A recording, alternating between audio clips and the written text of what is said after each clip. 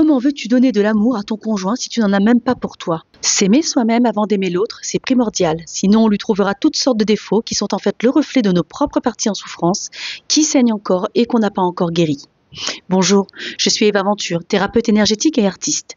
J'aime donner des clés de compréhension sur la vie, sur tous les sujets qui peuvent nous faire évoluer et nous aider dans un parcours de guérison, à nous libérer et à se retrouver en tant qu'individus pour vibrer et nous aligner à notre destinée. La voilà, cette part de nous qui souffre et qui crie. Soit qu'on a hérité de nos parents, soit qu'on ait subi des blessures dans notre enfance, peu importe. On est souvent attiré par des personnes qui font complètement résonance avec cette blessure et nous portons tous, sans exception, une ou plusieurs blessures d'âme avec une prédominante, bien entendu. Je vais devoir prendre 2 exemples concrets pour pouvoir correctement en parler. Imaginons qu'une des 2 personnes dans le couple, appelons-la Mélanie, souffre, et cela est inconscient bien sûr, d'une peur chronique d'être abandonnée. Soit qu'elle ait été abandonnée lorsqu'elle était enfant, soit qu'elle l'ait ressenti. Cette personne ne pourra tolérer d'être seule, au point de vouloir toujours être avec l'autre et en recherche constante de sa validation, se sentant incapable ou pas à la hauteur. Ce statut de victime peut vite devenir épuisant et soit la personne en face coupe le lien et l'autre ressentira encore plus la sensation d'être abandonné, soit la personne en face subit et tolère le manque de confiance en soi de son ou sa partenaire et ne lui permet donc pas de vivre une solitude bénéfique et de guérir. Imaginons maintenant qu'une des 2 personnes dans le couple, appelons-la Jérémie, souffre sans le savoir de la peur du rejet. C'est une personne qui n'ose pas vraiment exprimer ses pensées de peur de déplaire et d'être rejeté. Il ne prend pas sa place, il fuit constamment, il recherche la solitude et ne pense pas pouvoir être vraiment aimé du fait de sa blessure d'enfance.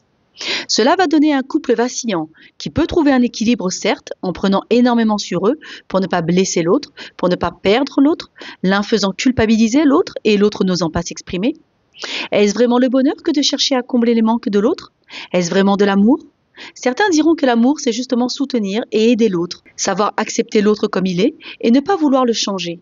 Je suis d'accord, mais je sais aussi que les opposés s'attirent pour combler leurs manques. Mais à quel prix? Dans l'exemple plus haut, Mélanie et Jérémie sont-ils réellement épanouis? Je ne crois pas, non.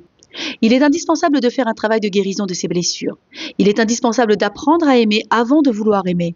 Sinon, inévitablement, on cherchera un partenaire qui va pouvoir nous apporter ce que nous ne savons pas nous apporter nous-mêmes. Apprendre à s'aimer, c'est regarder toute notre vie depuis notre naissance en tant que spectateur et comprendre pourquoi et comment certaines situations ont eu lieu. C'est se pardonner de ne pas avoir su ou pu dire ou faire quelque chose. C'est accepter que nos parents aient été comme ils ont été en sachant que nous ne sommes pas nos parents, ni leurs croyances, ni leurs projections sur nous. C'est vouloir être quelqu'un à part entière qui pense par lui-même, qui a une vie, des opinions, des rêves, des aspirations différentes de ce qu'auraient voulu nos parents ou la société et l'assumer pleinement. Apprécier qui on est, remercier qui on est, embrasser nos erreurs, honorer nos victoires, reconnaître nos peurs.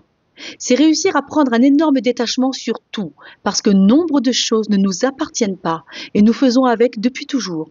L'amour de soi n'est pas un amour égoïste, bien au contraire, car en s'aimant complètement, en assumant qui on est, ce qu'on fait, en saluant nos réussites, en reconnaissant nos failles, nos faiblesses et nos forces, en étant enfin prêt à accueillir les autres de la même manière, sans jugement, avec la même compassion que nous avons vis-à-vis de nous, comme un frère, une sœur qui marche sur cette même terre, mais avec ses défis à lui, à elle, ses blessures, son chemin, et en respectant ça, alors c'est à ce moment qu'on est capable de donner dignement.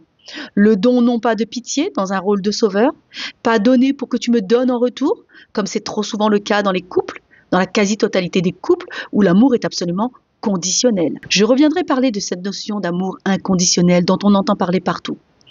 Non, pour pouvoir remplir la carafe de quelqu'un d'autre, il faut que la nôtre soit pleine.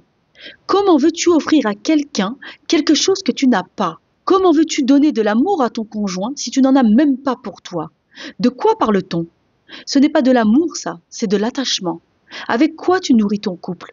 Donc remplis d'abord ta carafe. Aime-toi, donne-toi de l'amour. Inévitablement, tu vas apprendre à te respecter. Tu vas oser prendre tes responsabilités et tu vas respecter les autres et leur rendre leurs responsabilités. Tu vas comprendre que notre vie entière a été bâtie sur qui nous avons cru être et pas véritablement sur qui nous sommes réellement. Là se trouve le début du chemin. Un chemin qui va mener à la complétude, un chemin léger, gratifiant, complexe et douloureux au début, mais de plus en plus lumineux au fur et à mesure. La séduction est-il un jeu dangereux? Le besoin de séduire, se sentir valorisé, aimé pour ce qu'on n'est pas. Ce sera le sujet du prochain podcast, alors si ce contenu t'a plu, n'hésite pas à liker, à t'abonner et à partager autour de toi. Tu retrouveras aussi sur mon site internet www.evaventure.com des soins que je pratique pour t'aider à te libérer, à retrouver confiance en toi, à te protéger. Bref, je te laisse aller voir ça. Et sache que la chanson que tu entends là, c'est mon dernier single, Dernier baiser. Et tu peux aussi l'écouter, le télécharger sur n'importe quelle plateforme. À bientôt pour de nouveaux sujets plus profonds dans la vie de couple. Ça arrive avec la sortie de mon deuxième single et c'est ce mois-ci. À très vite.